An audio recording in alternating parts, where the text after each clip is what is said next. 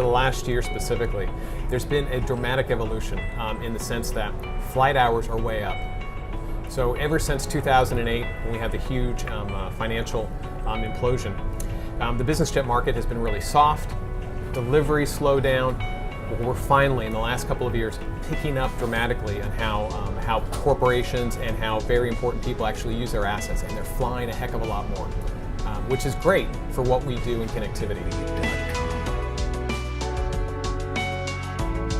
The biggest thing is you've got mainly corporate users or even just very wealthy individuals. When they buy this aircraft, they use it many times as a tool. And if it's a corporate operator, for example, they use this so that they can fly around their CEOs, CFOs, and that those folks cannot lose any time while they're flying. They have to be connected. They have to use it as an office.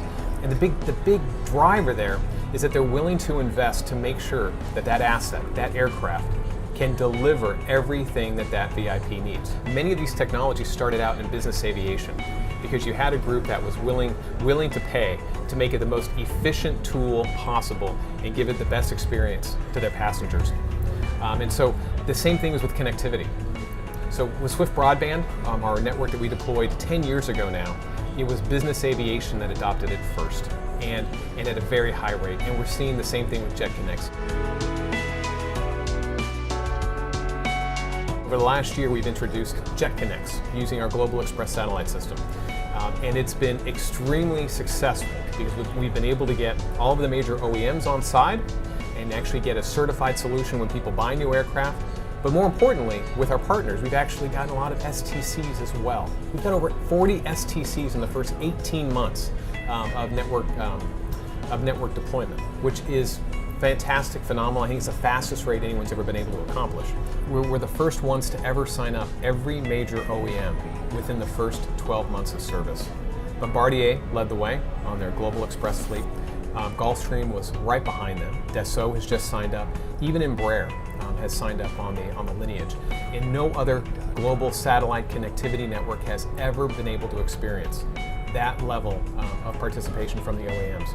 And the reason why they did it, they recognized the power of delivering a global high broadband service to their customers, but their customers also demanded it. And the customers have finally said, hey, we know that it's there. Get it on the aircraft, we want to use it. We always talk about making sure that you can use it as your office in the sky. Use video conferencing to stay connected, which many of our operators are doing now. And of course use email and browse. What's been most interesting is that even in some of our top corporate operators that have already installed Jet Connects, they actually send us pictures or videos of how they use the system. We're not getting pictures of them doing video conferences or doing work, I hate to say it. Some of the pictures we've gotten from around 3 or 4 of them, they'll actually have 10, 11, 12 devices on the table in the aircraft while they're flying.